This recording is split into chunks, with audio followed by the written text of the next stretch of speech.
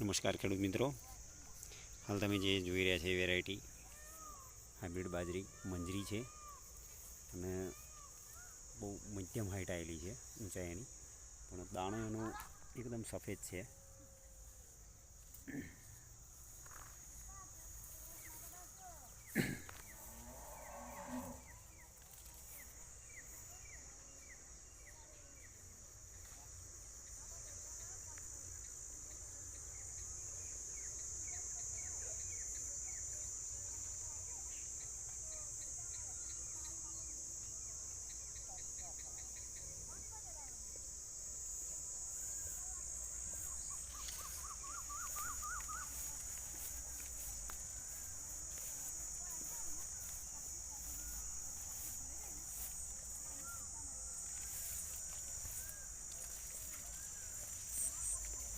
એકદમ મસ્ત બાજરીનો દાણો છે.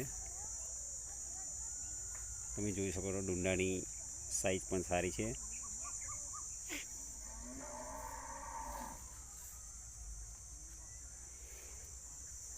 મધ્યમ અવધિની પાક છે. આ 70 થી 75 દિવસની 80 દિવસની અંદર તૈયાર થઈ જાય છે અને 20 દિવસની નર્સરી પછી 60 દિવસની અંદર આ પાક તૈયાર થઈ જાય.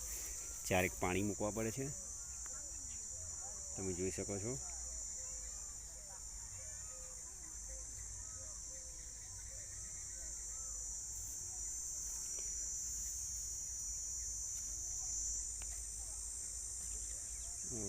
ઘાસચારામાં બહુ એ છે.